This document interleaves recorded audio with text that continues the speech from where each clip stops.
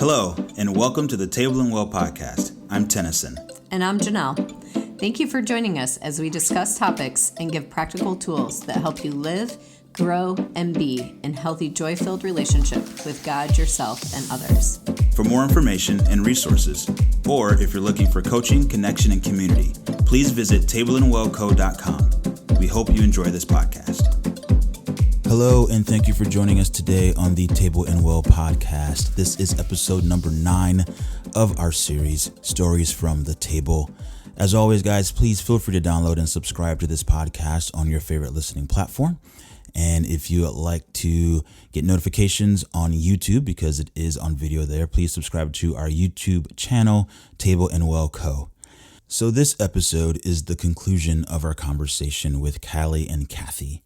And they answer the question today, the table to me is or has been. And their answers are absolutely pure gold.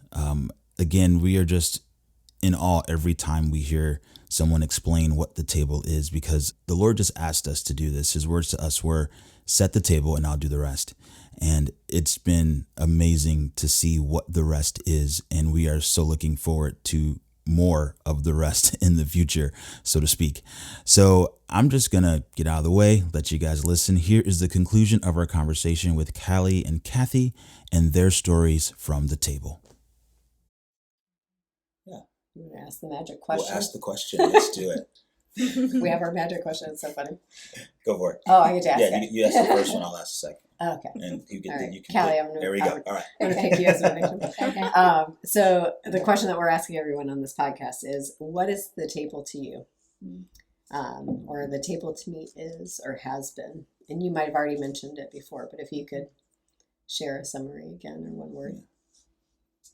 I think I kind of just said it in the belonging and the feeling cared for, but also just the connection. It's been a place, I kept reading in John 15 this morning, and Jesus kept speaking, love each other deeply, love each other deeply. And it's like, it's a place where we love each other deeply, and so, yeah, I think that, just the belonging and not only feeling love through each different person and what, relationally, but also, I keep losing my train of thought.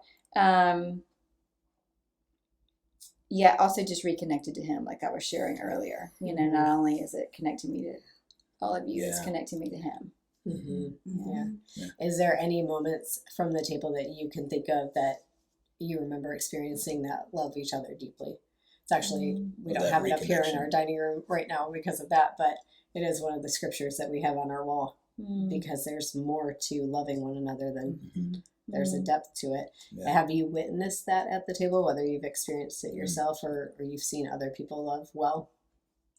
Yeah, I can think of 2 examples. I can think of a couple who, when we went around that day and shared what the Lord's saying about the person next to you, that was really powerful. And one of the women said about her husband, pure delight. Oh, yeah. Yeah. Oh, and that just hit me in such a powerful way. I mean, what powerful, tender, just heartfelt words to speak over somebody you've been married to for a long time. To make you, period. But, so that was really beautiful. And then I think with the belonging and being seen, I shared one Sunday about the singleness again and just wanting connection.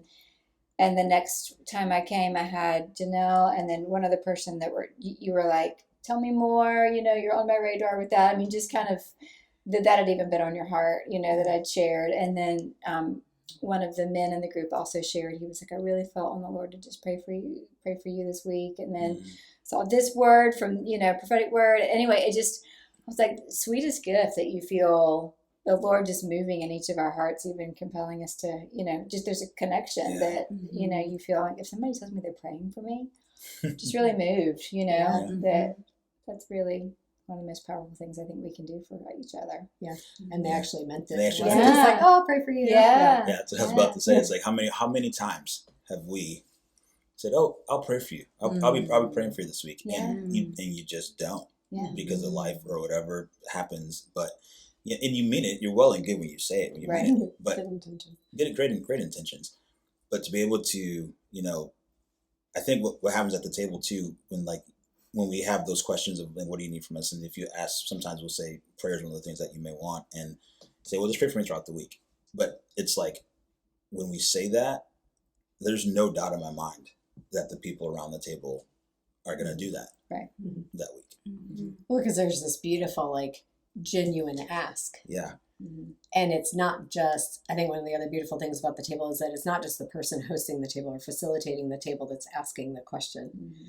You know, it really is, what do you want from us at this table? Mm-hmm. All of us. And to know that it's one thing if somebody who's in leadership is like, yeah, I'll pray for you. It's another thing when you know you have this whole community of people who lend their hearts to you and say, no, we are praying for you, not just one person, but all of us. Our hearts are tender toward whatever your need is, and we're going to show up for that. Yeah. Big deal. That's beautiful. I love that. Yeah. So, Cathy, how about you? What is the table to you? So the table to you is or has been. What's a word for you, and do you have any examples of whatever that word is? I think I have 2 words. Yeah, and I love it. I think I went to it before a little bit with connection and vulnerability. Those have been that's the 2 things that have stood out the most in the time. You know, the connection, how quick the connection happens, that I feel like I know everyone around the table that I was just at. And you know, we've known each other that day, that short amount of time.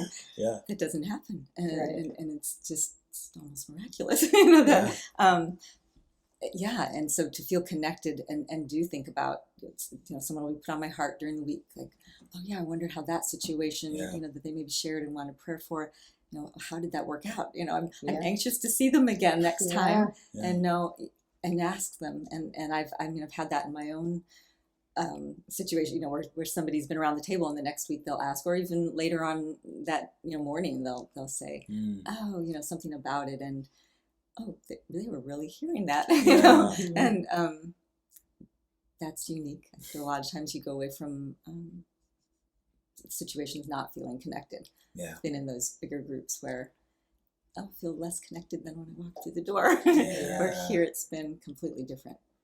So it's the joy of being at different tables too, wherever God puts you that particular week. Because I feel like I'm always asking, where am I supposed to be? And there's been really fun situations that have come out of that. And then the vulnerability part, like I shared, it's encouraging that in myself. And I know even at the last table I said before I said something, this is vulnerable. Those words came out. Tennison was there. I'm going to preface this by saying okay, be nice to me, everybody. But fun to be in that place, to be able to go, this is safe, I can be vulnerable here, and how different that is. And again, people know me better after taking that step to be vulnerable. So that part's fun. And the connectedness goes over into after what we do in the living room, when we all gather together and we're all coming together with scripture and song and people sharing, and it's a connectedness that is I think extra, because again, you're only at a table with 6 or 8 people and there's a whole bunch of other people at the house. So then coming together and hear what's been happening in their table, and just the sharing, it's a big part of that. To be true. That's cool. Just to kind of preface, because I don't know, we kind of told a little bit about the structure of the table way back at the beginning when we first started the series, but in reference to the multiple tables, we actually run 3 tables here, and most people listening wouldn't know that. So when we're talking about multiple tables, there's 3 actual tables at our house. Because we have 2 dining rooms and then a basement, so we get to host multiple tables with multiple facilitators, and it is kind of fun every week saying, like, who am I going to end up with today, because it's not the same people. And sometimes it's people that you've gotten to know well, and some people it's just complete strangers, and it's like always a mixed bag. So, and that's really fun. I have a question for both of you, and you can answer, either one can answer, both can answer, but you mentioned just like the vulnerability piece. I'm curious, we've asked a couple other people the same question, but I'm wondering, for you, what has made the space, the table that you're sitting at, or even just the space in general, a place where you feel that you can be vulnerable? Like what, maybe you've already answered that, but what have you seen, or what has happened, or how is it arranged or set up? I don't even know exactly the words I'm looking for, but basically for you, what has made it for you to feel safe enough to be vulnerable with the people at the table? And I was going to say, to kind of piggyback off that, because I was thinking about this in the last podcast we recorded, because I'm sure there's people out there that are listening to this and they're like, people get around a table and share their feelings? Like, that sounds terrible. And that's not possible. There's no way we could do this. And I don't believe what we do here is not reproducible. I think people can do what we're doing here. If Jesus is at the table, then we can. So in that, I'm curious what pieces do make that possible for you to feel safe and be able to be vulnerable. Because we don't just come dump our stuff. That also does not happen. This isn't a table of like dumping on one another. There's this beautiful balance that happens. It's kind of... It's a good question. I think some of it goes back to you guys really setting the tone at those tables. And I love the simplicity of it, of kind of the rhythms. And I guess for me, part of it, when we start with the gratitude round, it kind of opens things up a bit. And it's not that it doesn't feel vulnerable to share about the goodness of God, but we're not just coming straight out the gate with, oh my gosh, like your worst struggle for the past week. You know what I mean? You're kind of starting with the other, I don't know. And then hearing other people, I think, share sometimes too. I know my first time coming, just hearing other people share kind of infused me with courage to do the same. And the reward kind of that comes on the other side of that. What's the reward?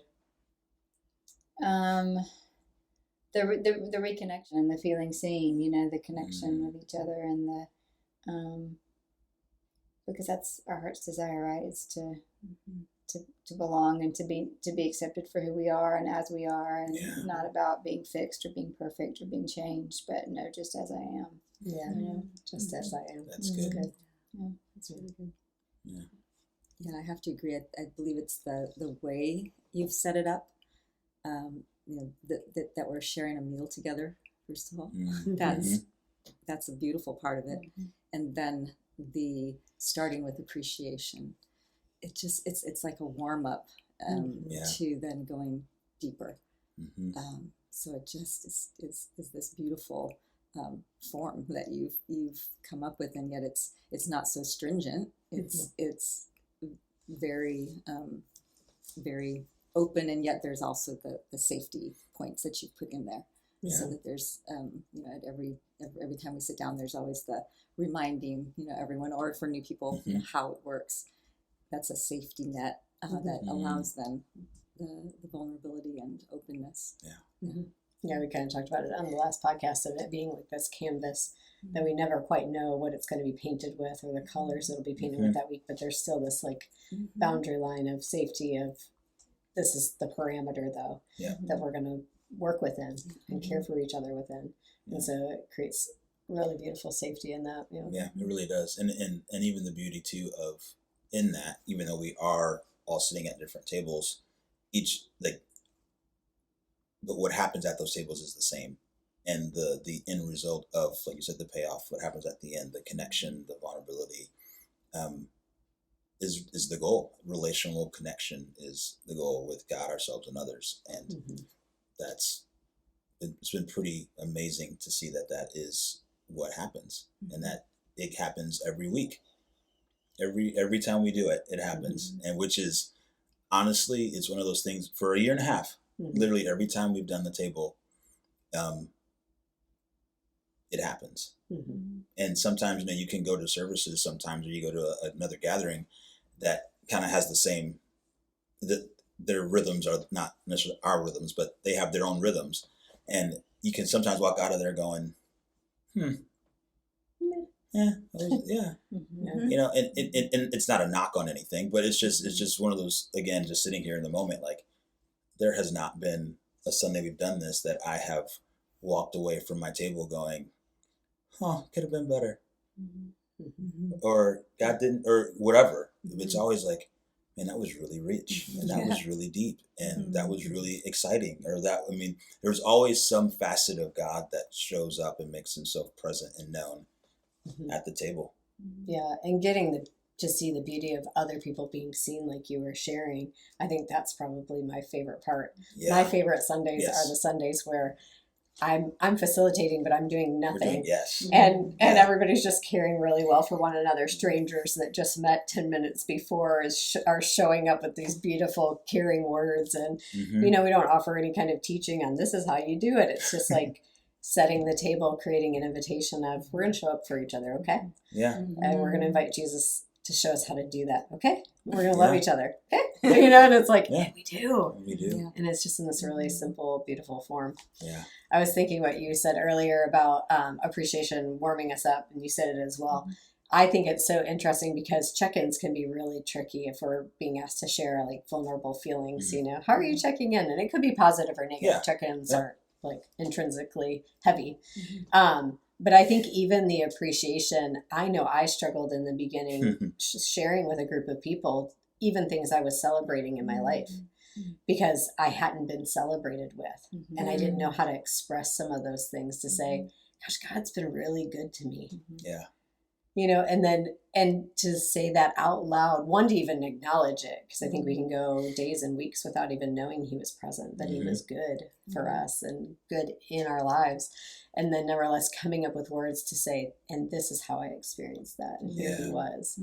And it transforms, I think, our relationship with him, where it isn't just this relationship between me and him, but now I'm sharing aspects of my relationship with him with you. Yeah. And kind of you're talking about like husband and wife and getting to see examples of that at the table. I think it's the same thing of us getting to see our husband-wife relationship with Jesus and getting to share that at the table of like, this is how we're interacting together this week. Yeah. And isn't that fun? And that's for you too. Yeah. Yeah. It reminds us who he is. So. Yeah. Any other parting thoughts? That was mine. Beat you to it. Me too. That was, yeah.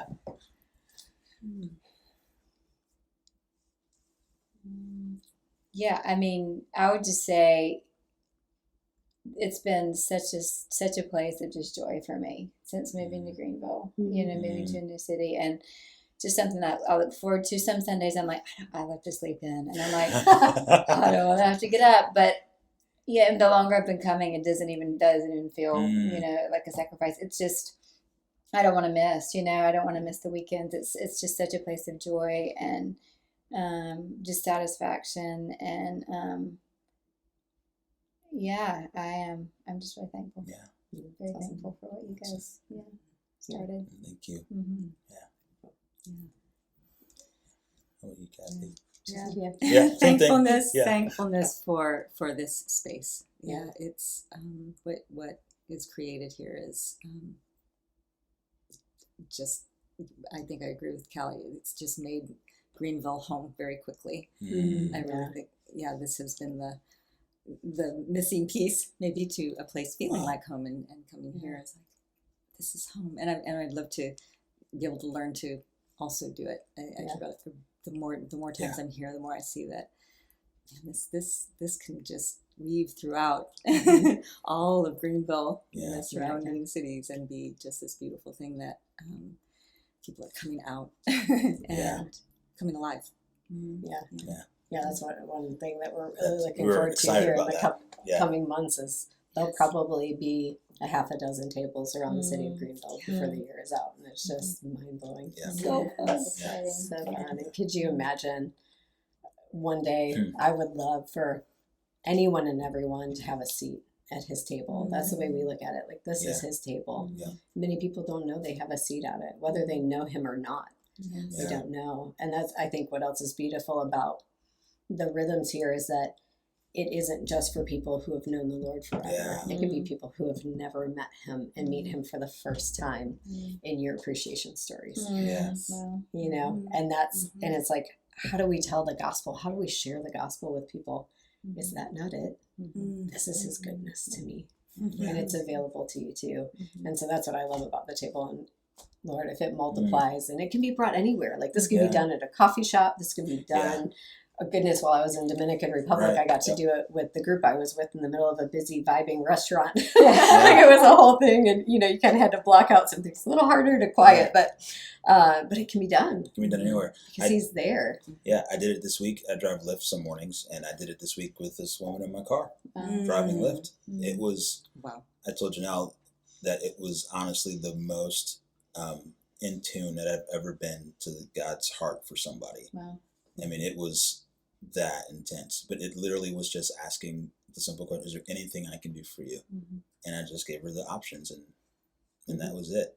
But it was so beautiful. But yeah, and we mentioned this too in the last podcast, that every opportunity, every interaction that you have with someone is a table. And if you begin to approach those interactions as a table of appreciation, and then a simple, if someone says something that is a little heavy, then just simply asking, hey, what can I do for you?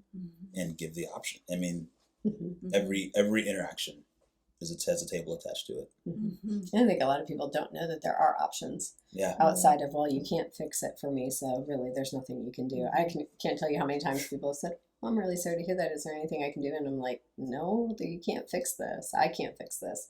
But knowing that there's more available than just fixing it or walking away, right? But no, I can stay present with you if that's what you need, or happy to pray with you if that's what you need, or like you said earlier, like we're not just jumping in to fix people and saying, well, this is what I think you need, but just creating that beautiful space. And I think that comes to that table idea of like, no, I'm actually going to pull up a chair. I'm not standing over you to tell you what's going to happen.